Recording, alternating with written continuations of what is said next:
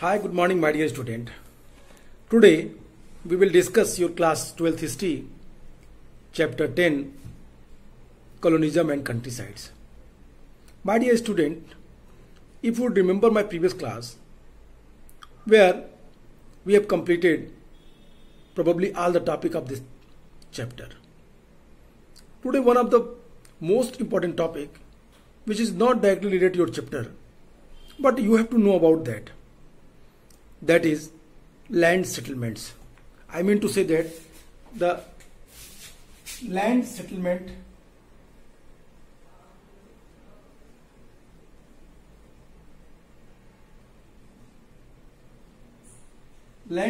system.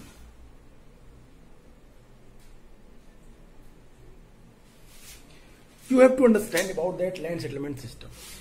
Why? Because when we read about the auction of Vardhaman, and when we read about the problem of the Jamidar, why the Jamidar defaulted on payments, that topic when we discussed, where we find the one word, that is permanent settlements. Dear student, what do you mean by permanent settlements? You have to know. And how many types of land settlement system was practiced during British era? It is important for you that you have to know all the land settlement system. On the basis of that, the Britishers, they collected revenue. As we have discussed the various time in our chapter, the permanent settlements. On the basis of permanent settlements, the Jamidars, they were unable to pay taxes according to time, on the time. These are all we have read. But what was the reason? What was the rule of permanent settlements? First you have to know. Okay, so I mean to say that अगर आपको permanent settlements जानना है तो first you have to know about the history of the land settlements और revenue system of British era. British काल का revenue system के बारे में आपको जानकारी होनी चाहिए. This history was very interesting. Today I will tell you the story of the revenue system of imperial rulers. I mean to say that कि भू राजस्व व्यवस्था, ब्रिटिश काल की भू राजस्व व्यवस्था पे आज हम बात करेंगे. You are aware of that after the battle of Plassey 1757 the condition of Bengal that has changed. Bengal was controlled by East India Company after battle of Plassey. And one more chance, which was in favor of the Britishers, the Battle of Buxar, 1764. The two battles that was declared that who ruled on India, especially northern part of India. Battle of Buxar and Battle of Plassey give the opportunity to the East India Company to what? Collected revenue from that lands. Today I will not explain the Battle of Buxar and I will not explain the Battle of Plassey. We are going to discuss after that battle what happened, which type of changes that introduced by the East India Company on Indian farming system. Land settlements, which type of land settlements they adopted for the collection of the revenue. Battle of Plassey के बाद, सफलता मिलने के बाद, company को, east India company को बंगाल के नवाब मीर जाफर से 24 परगने की जमींदारी प्राप्त हुई. 24 जो 24 परगना थी उसकी जमींदारी प्राप्त हुई. After the battle of Plassey the east India company obtain the 24 Parganas जमींदारी. 1760 तक आते आते कंपनी को बंगाल के नवाब मीर कासिम से वर्धमान, मिदनापुर और चटगांव के क्षेत्र से रेवेन्यू कलेक्ट करने का अधिकार भी प्राप्त हो गया। और 1764 बैटल ऑफ बक्सर के युद्ध में सफलता मिलने के बाद कंपनी को 1765 में इलाहाबाद की संधि के पश्चात the treaty of Allahabad pact अब बंगाल, बिहार, उड़ीसा, अवध के प्रांतों में भी ब्रिटिश को रेवेन्यू कलेक्ट करने का अधिकार मिल गया। इट मीन्स एक बड़े क्षेत्र पे, एक बड़ा क्षेत्र जिसपे अब धीरे धीरे अंग्रेजों को रेवेन्यू कलेक्ट करने का अधिकार मिलता चला जा रहा था। If you see the map,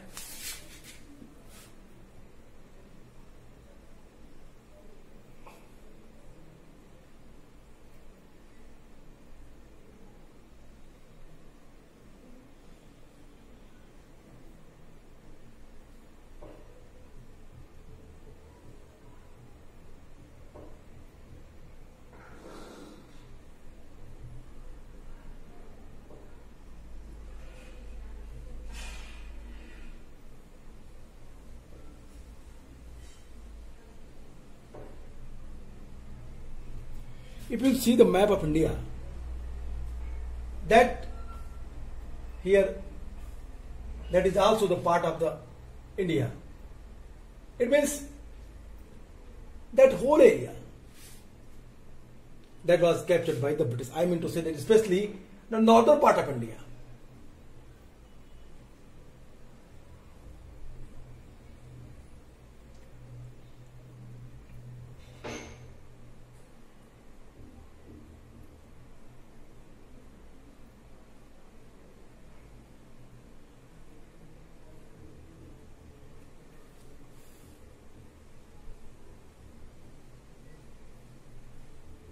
This area that is controlled by the British after Battle of Plassey and Battle of Buxar. Battle of Plassey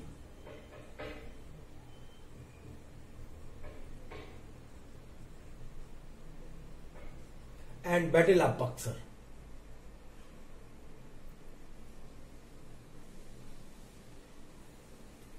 (1765 and 1764 and 1757 परिस्थितियां तेजी से बदली। बंगाल के नवाब से इन क्षेत्रों को प्राप्त करने के बाद अब जरूरत थी कि कंपनी उस पर रेवेन्यू कलेक्ट करने के लिए कुछ नियम बनाए, कुछ कानून बनाए। उस समय बंगाल का गवर्नर जनरल लॉर्ड क्लाइव था। क्लाइव ने बंगाल में द्वैत शासन लागू किया, डुअल एडमिनिस्ट्रेशन लागू किया, क्योंकि क्लाइव के मन में एक दुविधा थी कि it means East India Company aware of that the various European factory till that time they were in what regulate their trade in India. East India Company afraid that suppose they control Bengal directly, अगर वो बंगाल को directly control करते तो ये east India company के लोगों में मन में एक बात जाती थी, कहीं विदेशी यूरोपीय कंपनियां एकजुट होकर के ईस्ट इंडिया कंपनी के अगेंस्ट कोई कार्रवाई न कर दें। और तब ईस्ट इंडिया कंपनी ने बंगाल में डुअल एडमिनिस्ट्रेशन शुरू की। What is the dual administration? ये डुअल एडमिनिस्ट्रेशन का काल 1765 टू 1772, 1765 टू 1772 एक करीब करीब 7 साल तक डुअल एडमिनिस्ट्रेशन चलता रहा। इस डुअल एडमिनिस्ट्रेशन में, इस दौर में अंग्रेजों ने मोहम्मद रजा खान को बंगाल का नायब दीवान नियुक्त किया, डिप्टी दीवान, और सीताब राय को जो डिप्टी दीवान अपॉइंट किए गए थे, वहां के स्पेशली जो डुअल एडमिनिस्ट्रेशन था, इसमें ये शोक कर रहे थे ब्रिटिशर्स कि राज हम नहीं कर रहे, राज तो यहां के लोकल नवाब और किंग ही कर रहे हैं। लेकिन उन्होंने बड़ी चालाकी के साथ ये जो डिप्टी नायब का पोस्ट ये जो डिप्टी दीवान का पोस्ट था, इसको क्या किया, शो ऑफ करने के लिए बैठा दिया। बंगाल का नायब दीवान मोहम्मद रजा खान को नियुक्त किया गया, जिससे ज्यादा से ज्यादा भू राजस्व वसूल किया जाए। उड़ीसा में सिताब राय आए। रजा खान, मोहम्मद रजा खान और सिताब राय दोनों को जब डिप्टी दीवान अपॉइंट किया गया, इसका मेन उद्देश्य था कि ह्यूज अमाउंट में वो रेवेन्यू कलेक्ट करें, बड़े पैमाने पर राजस्व की प्राप्ति करें, भू राजस्व कर उनको प्राप्त होता है। इस प्रारंभिक दौर में ट्रायल एंड एरर मॉडल पे उन्होंने जो लैंड थे उस पे इस नियम को इंप्लीमेंट करना शुरू किया। शुरू में ब्रिटिश ईस्ट इंडिया कंपनी को काफी सारी प्रॉब्लम्स फेस करनी पड़ी। इस प्रारंभिक दौर में परीक्षण के बगैर नीलाम करके भू राजस्व की वसूली ठीक कॉन्ट्रैक्ट पे दी जाती थी। 1769 में आमिलों को हटाकर, आमिल they were the Mughal officials who collected the revenue on the land. Amil were displaced by the revenue supervisor. They were appointed by the British officials. They were appointed by the British rulers. British rulers ने अब आमिलों को हटा करके उनकी जगह British revenue supervisor की नियुक्ति की। 1771 तक आते आते मुर्शिदाबाद और पटना में रेवेन्यू काउंसिल तथा इसी वर्ष कंट्रोलिंग कमेटी की स्थापना कर दी गई। Revenue council who observe that how amounts of the revenue collected in a year, एक साल में कितना रेवेन्यू कलेक्ट की जाती है, इन चीजों की देखभाल करने के लिए रेवेन्यू काउंसिल की स्थापना की गई मुर्शिदाबाद और पटना में, और फिर वहां पे एक कंट्रोलिंग कमेटी स्टेब्लिश कर दी गई। 1765 के बाद, इट मीन्स 1765 के बाद जो डेट थी, इसमें लगान वसूली में व्यापक करप्शन दिखाई देता है। फॉर्मियर अपनी रिपोर्ट में लिखते हैं कि इसमें भू राजस्व की वसूली इतनी कठोरता से की गई कि 1717 के समय आने वाला जो रिकरेंट फेमाइन थी, एक बड़ा अकाल था जिसमें बंगाल की 1/3 पॉपुलेशन खत्म हो गई, उसके बावजूद भी फॉर्मियर लिखते हैं कि रेवेन्यू प्रॉपर कलेक्ट किया गया। प्रॉपर जो रेवेन्यू थी, रेवेन्यू जितनी फिक्स थी उतनी रेवेन्यू कलेक्ट कर ली गई थी उस दौर में जब बंगाल में एक बड़ा अकाल आया था 1717 में। This was the official records which was given by the former. Former asked the question to what the Britishers that they always what, कि अपने को हमेशा एक बात कहते थे कि we are the civilized, is it? That's why the Farmier's report is very important during that time. Farmier लिखता है कि जब 1717 में बंगाल में भीषण अकाल पड़ी तो बंगाल में भीषण अकाल के बाद भी रेवेन्यू जितनी फिक्स थी बंगाल से उतनी वसूल की गई थी। अब यहां पे सबसे महत्वपूर्ण था 1772 तक आते आते अंग्रेजों ने यह तय किया कि अब वे खुद दीवान का काम करेंगे। मोहम्मद रजा खान और सिताब राय जैसे डिप्टी दीवान जो उन्होंने शुरुआत में अपॉइंट किया था 1765 में, उन्होंने डिसाइड किया कि we will do the deputy diwan's work. अब हम खुद ये काम करेंगे। अब रेवेन्यू जमा करने का केंद्रीय खजाना मुर्शिदाबाद से कलकत्ता ट्रांसफर कर दिया गया। It means the treasury where the revenue submitted that office that was changed from Murshidabad to Kolkata. अंग्रेजों ने डिसाइड किया, the Britishers decided that we control the whole administrations, revenue collections and all things, and we want to abolish the deputy diwan system. हम उस system को खत्म करना चाहते हैं। उन्होंने खत्म कर दिया। 1772 में पंचशाला व्यवस्था शुरू की, पंचशाला बंदोबस्त शुरू किया गया। 5th year land settlement system 1772 में शुरू की गई, और फिर 1772 के बाद उसमें एक नियम था 1772, उसमें जो 5th year land settlement system शुरू की गई थी, उसमें एक महत्वपूर्ण बात यह थी कि जो भी जितनी ऊंची बोली लगाएगा लैंड रेवेन्यू सिस्टम उसे दे दी जाएगी, लैंड पे रेवेन्यू कलेक्ट करने का अधिकार उसे दिया जाएगा। ये जो लैंड रेवेन्यू सिस्टम थी, इसको और भी अच्छा कैसे बनाया जाए, इसे कितने प्रॉपर वे से रेगुलेट की जाए, इसके लिए 1786 में रेवेन्यू बोर्ड की स्थापना की गई। 1786 revenue board, 1786 revenue board.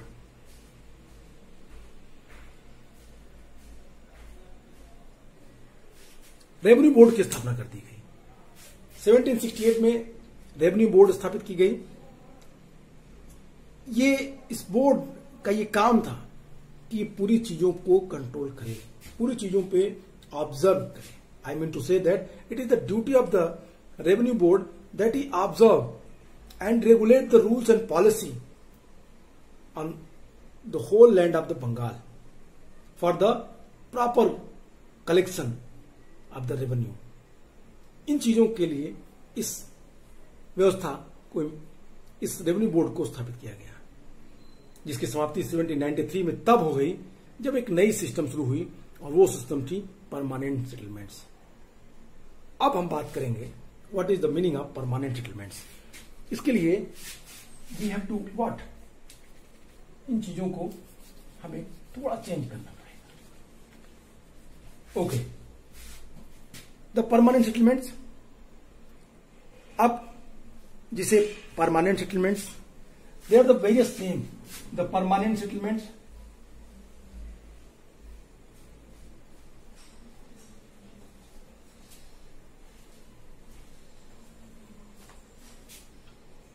Other name इस्तमरारी, इस्तमरारी settlements. Other name zamindari settlements.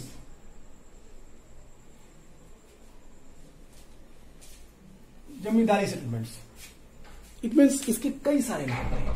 Permanent settlements was recognised by the other names also, that was the इस्तमरारी settlements and other name that was the zamindari settlements. The permanent settlements, what is history of the permanent settlements, कैसे ये start हुआ, you have to understand about that. This is very interesting story. 1784 when Pitt's India Act was passed, and 1786 the time when the new Governor General appointed on where the British India as a Governor General, Lord Cornwallis. No doubt he was what able in all spheres. It means Cornwallis की अपनी कुछ विशेषताएं थी। Cornwallis अमेरिकी युद्ध को हार करके भारत आया था। कॉर्नवालिस ने भारत आते ही कुछ शर्तें रखी। पिट्स इंडिया एक्ट में उसने कहा कि मुझे दोनों अधिकार मिलने चाहिए, मैं गवर्नर जनरल भी रहूंगा और मैं चीफ ऑफ आर्मी स्टाफ भी, दोनों पावर हमारे पास रहेंगे, तभी मैं भारत में गवर्नर जनरल की पोस्ट को लूंगा। बोर्ड ऑफ डायरेक्टर्स बात की सहमत दी। लॉर्ड कॉर्नवालिस गवर्नर जनरल के भारत आए। लॉर्ड कॉर्नवालिस ने सुधार किए। उन्हें क्लियर इंस्ट्रक्शंस था कि अब आपको भारत में ऐसी व्यवस्था स्टेब्लिश करनी है जिसमें हमें ईस्ट इंडिया कंपनी के खर्च को निकालने के लिए यहां से पैसे न देना पड़े। ईस्ट इंडिया कंपनी के ऑफिशियल्स के पेमेंट के लिए हमें लंदन से पैसे न भेजने पड़े। आप भारत से ही पैसे निकालिए और खर्च अपना वहीं से चलाइए। That was the clear instruction given by the east India company and board of directors. That's why Lord Cornwallis reached India as a Governor General, 1786. When he reached, he observed that Bengal, their condition was very, what? Miserable. The corruption that was on the huge, on the top level. So he decided that the land reform should be introduced on whole Bengal's land. Whole land which was acquired by the British East India Company. And Lord Cornwallis started the reform. First reform, he focused that land. उसने land पे देखी, उसने उस system को check किया जहां से proper मात्रा में मिलती रहे रेवेन्यू। उसने एक नया नियम बनाया। अब यहाँ पे गवर्नर जनरल की काउंसिल्स में, it means in the council of the Lord Cornwallis governor general, there were two other officials. First, James Grant, and second, John Shore. In the Governor General's Council, two most important officers they were appointed. Their work to assist the Governor General, James Grant and John Shore. Their view was totally different when Governor General decided कि अब ये जमीन पे proper revenue system fix किया जाए तो इसके लिए हमें कुछ नियम बनाने पड़ेंगे।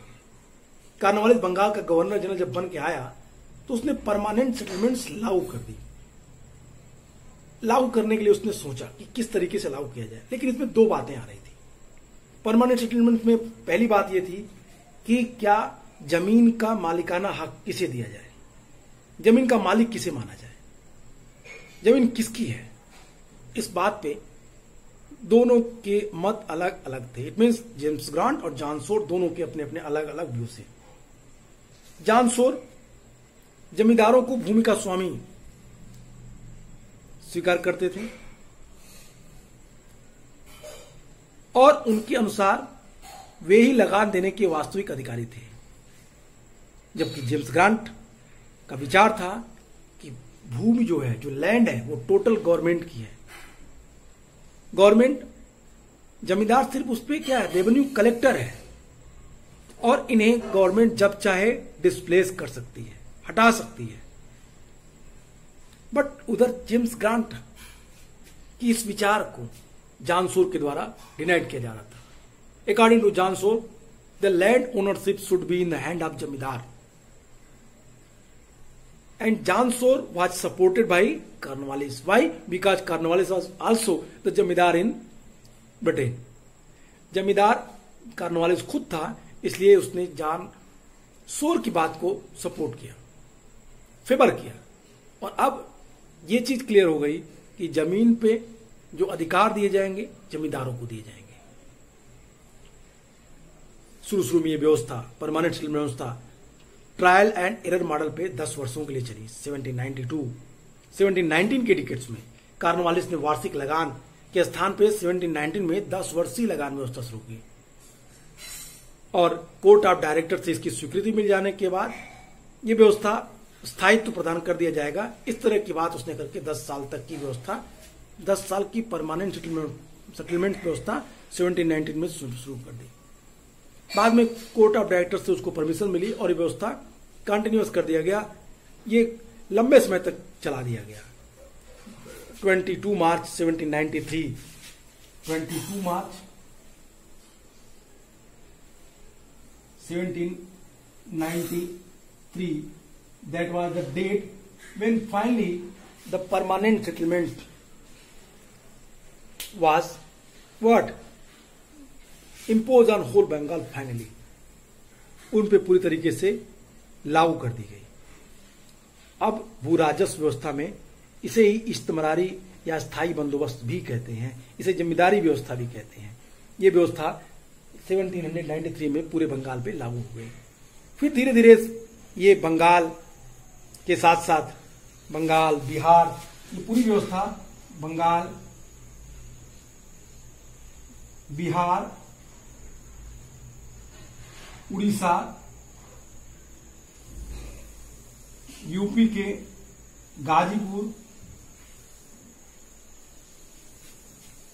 गाजीपुर में भी ये व्यवस्था लागू की गई और नॉर्थ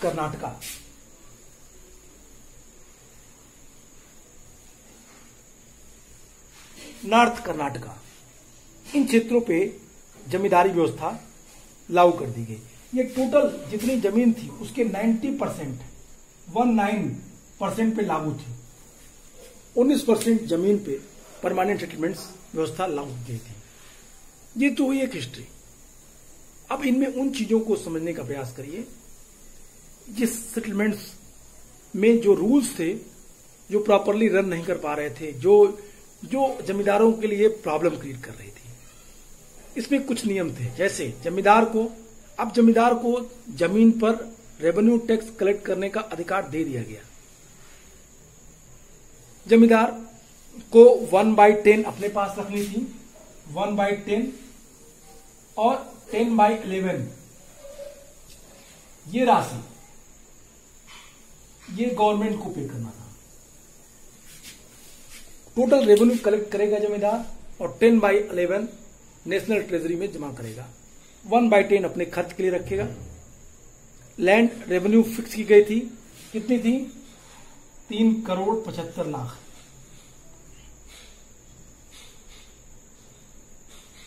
बट ये कितना कलेक्ट करते थे?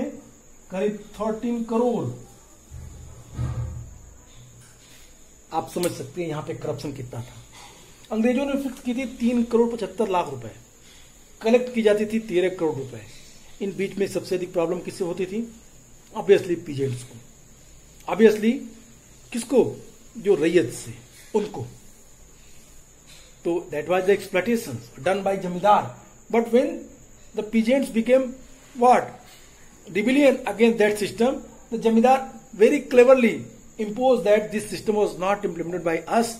This tax was fixed by the British East India Company, so that's why we are not responsible for that. British East India Company is responsible for that. आपका जितना भी नाराजगी है, अग्रेसिवनेस है, वो ब्रिटिश ईस्ट इंडिया कंपनी के through होनी चाहिए। इसमें हमारी कोई गलती नहीं है। ये चीजें ब्रिटिश ईस्ट इंडिया कंपनी के लोगों को क्लियर उनके ऊपर थोप दी गई जमींदारों के द्वारा इतनी बड़े अमाउंट पे कलेक्शन के बाद। फिलहाल we are discussing that how many percentage have to given. 1/10 they have and 10/11 they have to pay. उनको पे करना पड़ता था। अब यहां पे जो 10/11 उनको पे करना पड़ता था, अब जो इसके साथ साथ जो जमींदारी सिस्टम में कुछ और व्यवस्था दी गई थी, जमींदारों को छूट दी गई थी कि जमींदार को जो रेट है वो अगर वो साल के अंत तक नहीं दे पाता, ड्यू डेट तक नहीं कर पाता, तो 5 बजे तक, ड्यू डेट के 5 बजे तक टाइम फिक्स थी, 5 o'clock, और वहां पे sunset law that word also mention in your chapter. Sunset law के थ्रू वो जमीन क्या होती थी? ऑक्शन कर दी जाती थी। सनसेट लॉ क्या था? सूर्यास्त 5 बजे शाम तक यदि टिल डेट तक जो फिक्स रेवेन्यू अमाउंट थी अगर वो नेशनल ट्रेजरी में जमा नहीं की जाती थी तो सनसेट लॉ के थ्रू वो जमीन, वो जमींदारी ऑक्शन कर दी जाती थी, जैसा वर्धमान में हुआ। Auction Bardhaman first topic of your chapter which we have completed. Bardhaman का जो ऑक्शन था वो इसी तरीके से हुआ। अब यहां पे जो परमानेंट सेटलमेंट के कुछ फायदे थे जमींदारों को दिए गए थे वो ये थे, कॉर्नवालिस ने एक क्या किया, एक अध्यादेश जारी किया और उसने ये घोषित कर दिया कि जमींदार की मृत्यु के पश्चात उसकी भूमि के उत्तर, उसकी जो जमीन होगी उस जमीन का मालिक जमींदार के डिसेंडेंट्स मान लिए जाएंगे, जो उनके बाद उनके लड़के को जमीन अपने आप ट्रांसफर हो जाएगी यदि वो प्रॉपर मात्रा में टैक्स प्रॉपर पे करते रहे हों तो। 1794 में ये जो सनसेट लॉ आई, 1794 में ये सनसेट लॉ रूल पारित किया अंग्रेजों ने, और उन्होंने कहा कि जो फिक्स रेट तक नहीं दे सकता उसे जमीन नहीं दी जाएगी। कुछ रिफॉर्म किए गए, जैसे हम लोगों ने डिस्कस किया था कि zamindar they were very clever according to Britishers that if the property transferred on the name of their mother और the female member then that property was not auctioned by the British government. It means अगर जमीन का टुकड़ा, यदि land जमींदारी का कुछ हिस्सा यदि किसी फीमेल के पास है, फीमेल के नाम से है, तो वो जमीन ऑक्शन नहीं की जाएगी। और जमींदार बड़ी चालाकी के साथ अपने जमीन का कुछ हिस्सा फीमेल पार्ट को दे देते थे। तो ये पूरी एक सिचुएशंस थी। अब 1794 में जो सूर्यास्त कानून बना उसमें ये बात कही गई कि जमींदारी नीलाम कर दी जाएगी यदि प्रॉपर टाइम पे जमींदार जो रेवेन्यू है वो प्रॉपर टाइम पे फिक्स नहीं किया गया। परिणाम स्वरूप जो उप जमींदारी प्रणाली का जन्म हुआ, मतलब जो ये 3 करोड़ जो ये फिक्स रेट थी 3,75,00,000 वेयर 3,75,00,000 एंड 13 करोड़, तो जो ये रेट थी इनके बीच में क्या हुआ, एक सब जमींदारी सिस्टम, सब zamindari it mean contract system implement कर दिया। ये बीच में इतनी राशि का इतना बड़ा अंतर क्यों दिख रहा है? क्योंकि if you remember I have also mentioned there कि one problem were the zamindari were in the zamindari system zamindar settled himself in the city and some contractors they appointed to collect the revenue. Zamindar revenue collect करने के लिए कुछ अपने अफसर को appoint कर देते थे और ये चीजें थी जो ये इतना लंबा अंतराल दिखाई दे रहा था। तो टोटल ये थी zamindari settlements. We will also read ryotwari in our next video, but आज के लिए इतना ही। Goodbye and take care.